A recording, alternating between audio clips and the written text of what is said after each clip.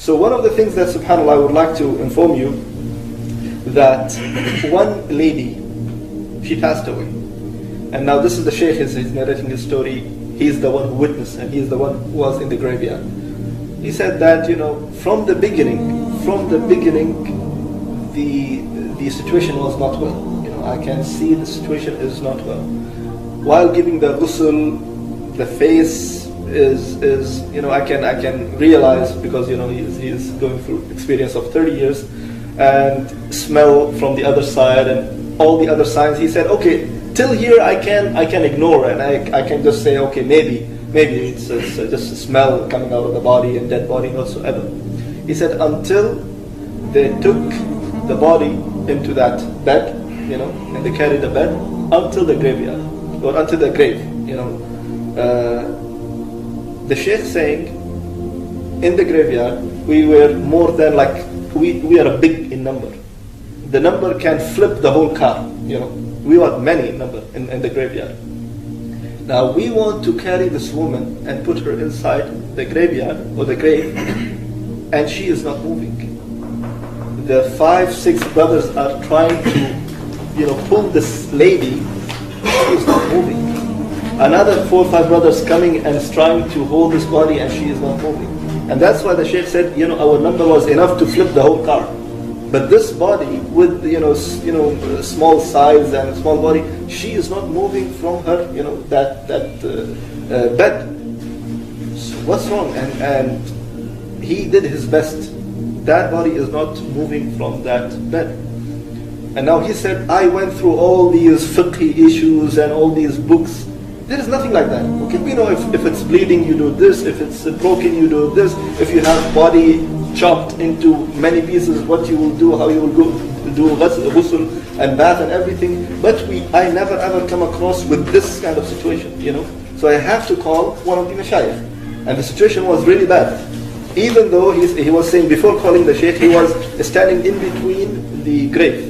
So one feet is here and the other feet is here. The hole is in between his legs, so he can at least help. But the thing is, the body is not moving. So at the end, when he gave up, he said, let me call one of the mashayikh and ask what to do. So he called one of the mashayikh, and he just in a very fast way, he said, this is the scenario, what should I do? I don't know what to do. So the Shaykh said, well, keep reading, start reading the Quran whatsoever. So he said, well, according to my experience, the dead person will not hear, so why I have to read? He said, just read, I cannot give you any answer, just read that. So he said, okay, I came back to the dead body, and I started reading randomly, some from the Surah Yasin, some from Surah Al-Qaf, some verses from here and some verses from here. And the first thing, of course, you take the person into the grave is the legs. So I saw the people are able to lift one leg only. Imagine, people are lifting one leg. So he said, Alhamdulillah, at least something better than nothing. So he said, keep reading and reading and reading. And 3 of the sons of this lady, they carry the body inside the grave, and he is still reading. He said something happened. Someone called me. Someone, I think, he just dragged me at the back or something like that. I stopped my qira'ah. I stopped my reading. He said, out of sudden, I just saw that 3 sons went inside the grave. They just fell down, because again the body became very heavy. They couldn't handle it, so they fell down. The body fell down, and the body hit the grave, and So he said, what happened? Why are you doing this to your mother? He said, Wallahi, we don't know. She just out of sudden she becomes so heavy. We cannot carry her. So he said, anyways, I went inside the grave, and I started telling them, okay, and I started reading, and I'm just I'm not stopping reading. I'm just pointing, do this, lift this, and do this.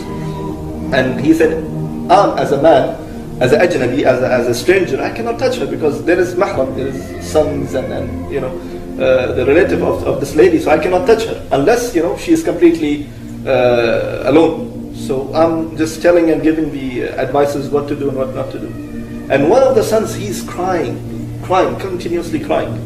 So the Shaykh said, what's wrong? What's wrong? He said, Shaykh, Allah khallik, may Allah save you. Don't say anything to people. Just protect, or what you call it, like, istar ala ummi, means like, just make sitr, just protect, and don't say anything about my mother to anyone. He said, I didn't see anything, what you talking about? He said, that's it, Sheikh. I'm just telling you, please protect the name of my mother at least. The Sheikh couldn't understand anything. And then the Sheikh wants to come up, and before coming up from the grave, the son said, may I see my mother's face? The Sheikh said, okay, let me come out of the grave, and you see your mother's face. I cannot, see. So the Sheikh came out, and then the son saw the face. He came out as well, crying a lot, and made the dafn and everything. And the son actually, he promised the Sheikh while they were in the grave that I will tell you, but don't say anything to people. I will tell you later on once we are outside the grave. So once it's done and the son is crying, he took him into the side. The Sheikh said, what's wrong? Why are you crying? And he said, no, I will not tell you. He said, you promised me. You promised me you will tell me. He said, no, I cannot tell you, Sheikh. He said, why you promised me and you have to fulfill your promise. He said, I have to just tell you one thing. That the woman that we just buried, she is not my mom. She was not my mom. The Sheikh said, I have the paper. I have the paper, it's your mother and this is her name and this and that. He said, Wallahi Sheikh, I swear by Allah, when you gave her ghusl, I was there. When you gave her the bath, I was there. Her face was white, And Wallahi, what I saw just now, it was a coal, it was a black stone. And she was not my mom. And he's crying, The Sheikh said, okay, tell me, what's wrong? He said, no, I cannot tell you, Sheikh, and he left. End of the story. Now the Sheikh saying after a few months, Qaddar Allah, that it was Allah's will that, I prayed again janazah in my graveyard. And a man came to me with a long beard, wearing qatra, and there is a spot of sajda on his forehead. And he said, Sheikh, do you remember me? So he said, no, please remind me, I don't know who you are. He said, do you remember a few months ago, there was a lady refusing going inside the graveyard, grave, and I'm the son. So he said, okay, I think he was before different than now. He said, yes, alhamdulillah, I made a tawbah, and I'm changed. So he said, then why you left? Why you just run away without telling me? You gave me a promise and you have to fulfill your promise. So he said, I will give you now what exactly happened, and I will tell you right now. So the Shaykh said, what happened? He said, my mother, in her whole life, she never ever prayed. In her whole life. She never prayed in her whole life. That was the reason that she is refusing to go, and even, it's a dead body. But the body is refusing to go inside the grave, And when I saw that, I was crying. And then at the end, when I saw the last thing, which is opening her face and the cover on her face, and see, it's completely black. She is not my mother. And I was more depressed and I was more, scared.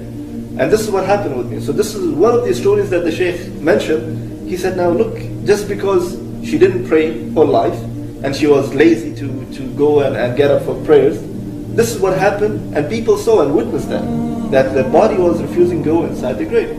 There is another story of a lady that day night, and just before coming to the information, another lady, the one who gave ghusl to the ladies, called this Sheikh, and she said, Sheikh, I'm in a trouble. I'm just giving bath to a lady and I'm in trouble, I don't know. And of course, even the previous story, the woman gave ghusl to that woman, So it's not that the man, because I said, the son was there, of course, but the one who gave the ghusl to that mother was a woman. So again, this woman calling this Sheikh and saying, well, I'm in a trouble, please, if you can help me. He said, what's the trouble? He said, is it okay if I can open up with you?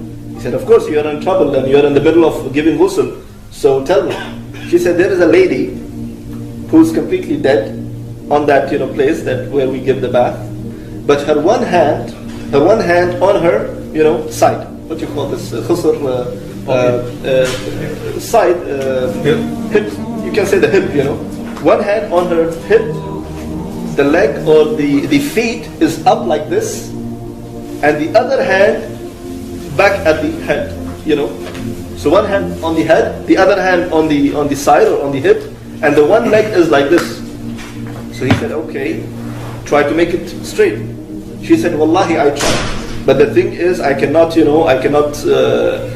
push it because it might break. And Prophet ﷺ said, breaking the bone of a dead person is like breaking the bone of a living person, So a person feels at that moment, That's why even by giving ghusl, you should not use very hot water, and it's also recommended not to be very cold water. It should be normal, as you're giving that to a normal person. So the Shaykh said, okay, you know what, take a towel, dip it into the hot water, and put it on her muscles and elbow and everything, and try little by little. So she said, Shaykh, you're talking about the towel. I dipped the whole body inside the hot water, and it's still the same. And I don't know what to do, And it's very, visible, like, even if we wrap her on the kafan, the one hand is like this, the other hand is like this, and the leg is like this. So what should I do? He said, Wallahi, try your best. Try your best now. This is it. Well, what you can do, you cannot break the hand and break the leg. And just check why this happened. Now, this Shaykh saying, check with the family member why this happened, and who is she, and what she used to do. So she said, is it okay to ask the mother? He said, ask her, but take her to the side. Don't ask her in public. So this lady went to that mother, and she said, look, we are trying our best, and I'm trying to manage her hand and leg and everything, but it's not. So the mother said, Wallahi, when we brought her till here, till inside the place of ghusl, she was fine. She was completely straight. Once she went inside the place of ghusl, she became like this. One hand on the hip, the leg is up, and the other hand on the head. And they gave her the kafan exactly the same way, because they couldn't make any changes into it. And they gave her, the funeral things and everything, all the steps, they followed all the steps. Later on, she went to the mother, and she said, can you please tell us why this happened to your daughter? So she said, in her life, she never ever stopped, herself from listening to the music. Day and night, she listens to the music. Adhan is going on, Adhan is not going on, it's Ramadan, it's this, it's that, she doesn't care.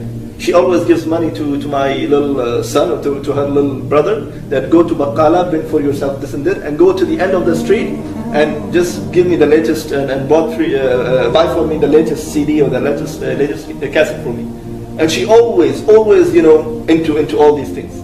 And how she died, she was invited into one of the weddings, So in the weddings, they put the music, and she was moving and so happy and going left and right. So some of the friends said, why don't you just come on the stage and just dance? So she came on the stage, and this is what the mother's saying. She came on the stage, and exactly she put one hand on her hip, the other hand on the head, and she just wanted to pull her leg to just make a star or something like that. She took one round, she fell down, and she was dead, completely dead. At that moment, they took her to another room where the grooms sit and everything. They tried to put water on her. She was straight body. But look, subhanAllah, because her whole life she was doing what? The end was the same. And she went inside her grave exactly the same way she died. SubhanAllah. So this is, SubhanAllah, when I was going through all this, I said, SubhanAllah, look how Allah subhanahu wa ta'ala makes these people ibrah, a lesson to others, so they will see, they can understand, they can ponder upon all these things.